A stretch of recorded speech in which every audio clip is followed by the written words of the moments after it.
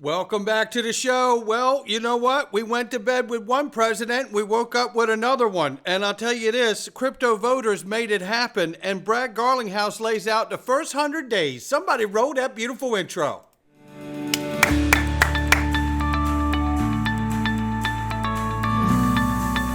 Digital Perspectives with Brad Kimes. Come on in.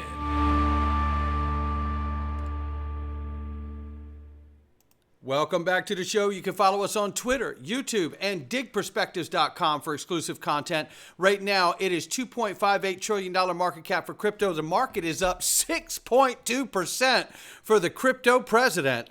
That's exactly right. We got a new president last night, ladies and gentlemen. And congratulations to President Donald Trump. Number 47, 45 and 47. And we hit an all-time high last night of $75,000 for Bitcoin. Yes, we did. It was up 8% in the 24-hour. Yes, indeedy, that happened. I'm loving this. This is getting good. You're going to love this video today. And we're up 2.9 with Bitcoin on the 7-day. Ethereum, 2,600 plus. And USD Tether, 120 billion plus. And we have 35 billion plus for USDC. XRP is 53 cents, up 5.2 on the 24-hour, 2.1 on the 7-day. Range of price very quickly between 50 and 54 cents. We will keep an eye on it, but the markets are obviously responding favorably all across the board to this win last night. Let's get this going right quick. This is linked to, ladies and gentlemen, the home of private equity. The best home, in fact, for private equity. Listen, whether it's the offerings, which are incredible, or whether it's the most affordable minimums in the entire private equity space, Link2 does more than any other private equity company to try to democratize finance so everyone can participate. And they will continue to work towards that goal. And until then, what are you waiting for? Click the link underneath the video and get started today. By the way, some news on that front, I want to say. There has been a recent lawsuit from I think it's a former employee here, and Link2 has a statement that they want to release on that, and I've gotten a lot of questions. Let me read this to you guys very quickly.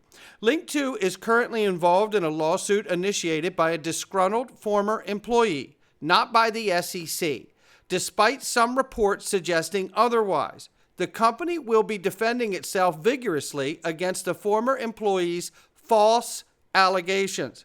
Link2 provides investment options through special purpose vehicles known as SPVs in its Liquid Shares LLC series, where each unit represents a share in a private company. These investments are documented through an operating agreement and subscription agreement under Link2 Shares LLC, a series LLC designed to safeguard investors' assets and cash even in the event of a bankruptcy. Deloitte, one of the world's largest and top accounting firms, oversees the auditing of Link2, its subsidiaries, and its SPVs. All assets, cash flows, and revenues associated with these entities have been audited by Deloitte under the PCAOB standard. How about that? So this is where we need to get level set here. And just a personal note for me, you know, this was easy to see from its complaint that this is a disgruntled employee from my personal point of view, and it's being pushed by YouTubers who are failed and just miserable as people. So, you know, look, to me, it's like, let's just give this some time because our assets and everything that we own is safe. Link2 is an incredible company, and they really do have amazing products. And I love that they took the time to come out with the right response. Just you wait and see. Stay tuned. Here we go. It's election day, and we soon find out how big the crypto industry's influence is. And guess what? It's really big because we won. You know, shout out to Eleanor Tarrant. And here we have to say, John Deaton unfortunately did not win the Senate seat in Massachusetts, and we may have lost the battle in Massachusetts, but we won the war with a Trump victory. Regulation by enforcement just got put on notice. And for the record, John Deaton wins the People's Champion Award all day, every day. I'm proud of my friend and how hard he fights for all of us.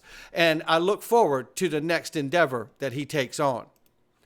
Here we see Perry Ann Boring from the Digital Chamber highlighting not only do we have that win for Donald Trump, but huge news, cryptocurrency entrepreneur Bernie Marino in Ohio has unseated Senator Sherrod Brown, who sits on the Financial Services Committee. This guy was a huge problem, a top figure in the anti-crypto agenda and one of the Democratic Party's longest serving members. This historic race, this most expensive Senate contest in the U.S. history with over $500 million spent, reflects a major shift powered by the rising crypto voter bloc.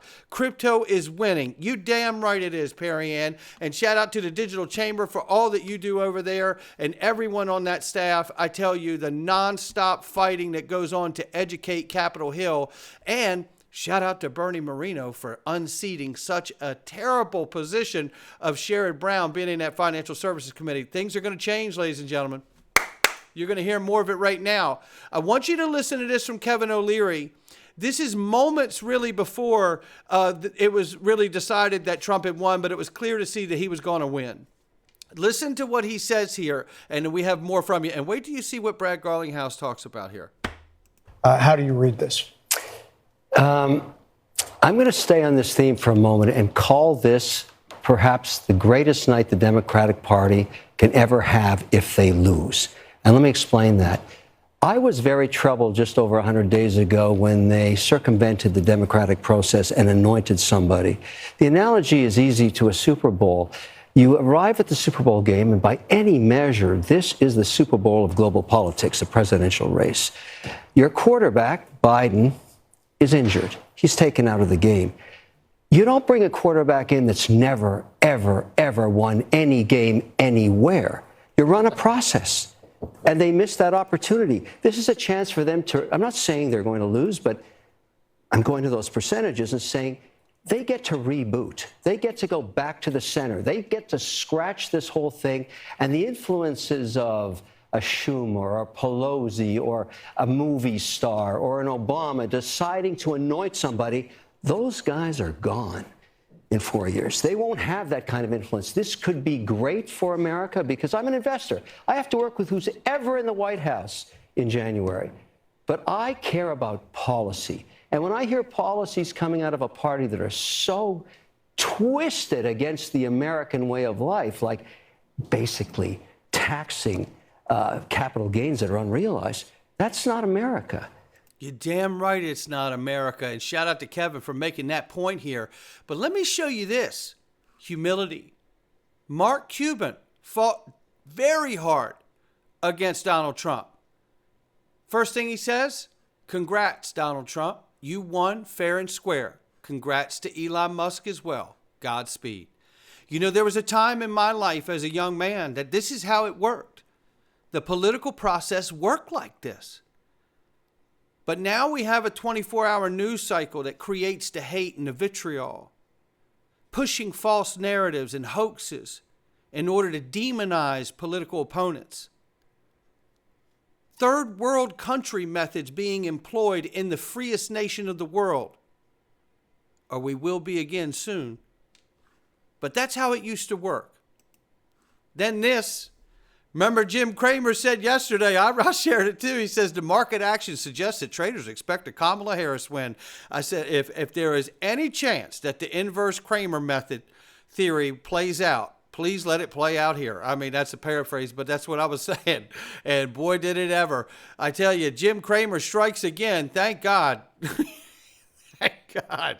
Oh, boy. And remember, there was a time in the first 4 years that President Trump was not keen on crypto, and I wasn't keen on that about him. So, you know, now he's got his footing, and we're going to get something done, I believe, in the first 100 days if we goes to his message. But let's listen to this quick clip here about what may be coming. Welcome back to Squawk Box. NBC News projecting Donald Trump has been elected President of the United States. The markets figured this out a little earlier. You can see the Dow futures this morning up by over 1,300 points. S&P futures up by about 128. The NASDAQ up by 315. And joining us right now to talk about the implications is David Rubenstein. He is co-founder and co-chairman of the Carlyle Group. And David, good morning. Good morning. Thank you for having me.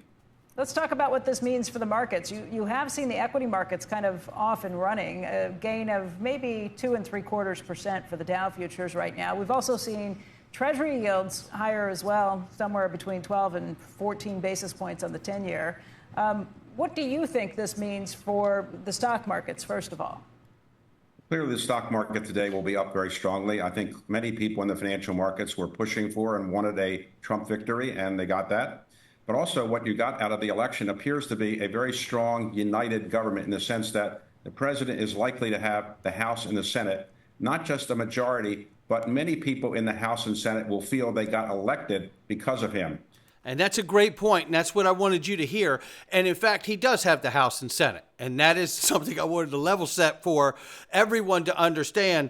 He's got carte blanche here, so there's no reason to not get this done, right? There's a lot of other things to get done too, but he can get this done. So we'll see what happens here.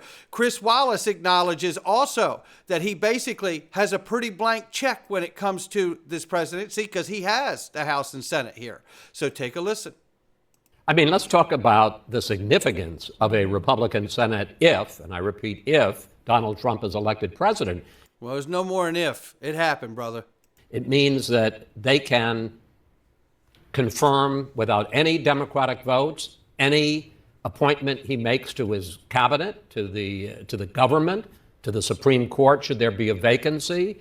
It's an enormous advantage to a president. And at this point, we haven't talked about it much, but in the House, although that hasn't been decided yet, the Republicans have flipped 3 Democratic seats.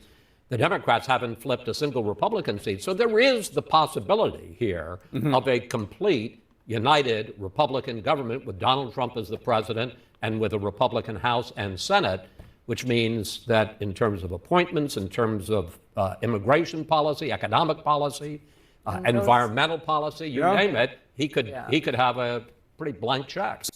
Not pretty blank check. He does. So we'll see what goes on and what he does with it. And I don't want to see any one-sided stuff going on either. I want to see the right things happen to unlock this economy and to make our dollar strong again, which means we have to grow our economy and bring manufacturing back home. Period. End of story. Now, take a look at this, because we also remember what he said on his first day in office. He'd be firing Gary Gendler, which may end up being a demotion. But nonetheless, I'd really love to see the Honorable Christian Carlo as the next SEC chairman. I know that there's some other ones out there that could get it done too. I really do. But I know Chris, and I understand. I've listened to him speak. He has such an amazing understanding of this space and this technology and how to regulate it without harming the space and the innovation. And that's really what is needed right now. So the joke is in, but in other words, Donald Trump, you're fired, Gary Gensler. Start packing, baby. Yeah, and here's another one here. Somebody's made an AI one. You're fired. Boy, he's crying. Yeah, well, we're all smiling. Everybody's going to Johnson's Pond, but you're not invited. Brad Garlinghouse, to everyone who doubted it, the crypto voter is here to stay, loud and clear. You damn right. He truly amazing to see crypto champions like Bernie Marino, Richie Torres, and Gillibrand, and Representative Andy Barr. I tell you, this is super, super exciting. We get the W with this election. We sure do. And it's very, very bullish. And I love where we're getting ready to go. Wait, we're not done with you yet. And this is what happened the last couple elections here.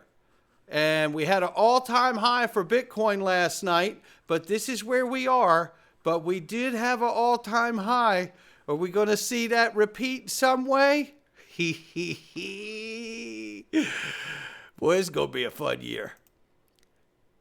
Jeremy Allaire says stablecoins to become regulated financial infrastructure everywhere. Why has Bradley been so excited about stablecoins when they're not a good investment? The reason is because they are the vehicles for the financial market infrastructure known as blockchain and distributed ledger technology. And in order for all of the assets that we do want to see go up, we're going to need to see a whole bunch of stable coins, NFTs, and CBDCs running around on all these protocols like little cars on a highway. Yeah, but without a traffic jam. Come on in. That's what we need. And I think we're going to get it. Especially if Donald Trump follows any of this list right here. Some fodder for your first 100 days. Congratulations, Donald Trump. He says here, the first 100-day checklist to get things moving. Fire Gary Gensler day one, no delays. You're damn right.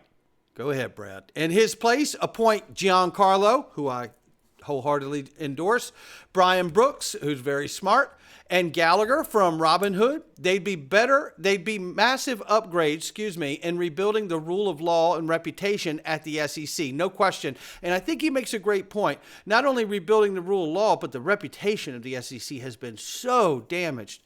Host a family dinner and get the R's and D's moving the digital asset market infrastructure bill forward in the Senate. No question, which he now has control of. And last but not least, can we get some clarity similar to XRP and Bitcoin that ETH is not a security, right? Yeah, I love this. And, shout out to Brad. And, look, always being the leader, always being diplomatic. He's not looking for any maxi stuff here. I don't believe Ethereum is a security either. I do believe the ICO was, but I don't think the technology or the layer one is. And that's my personal belief as well. Look, this is super exciting. We've gotten what we wanted. Now we just need to see the man deliver on what we got. Stuart Alderati says this, and you're going to love this. Thank you to both campaigns for a hard-fought race and for invigorating the democratic process. Congratulations to Donald Trump. You took the time to listen to Ripple's story when we met in San Francisco this summer. I didn't know that one. Did you?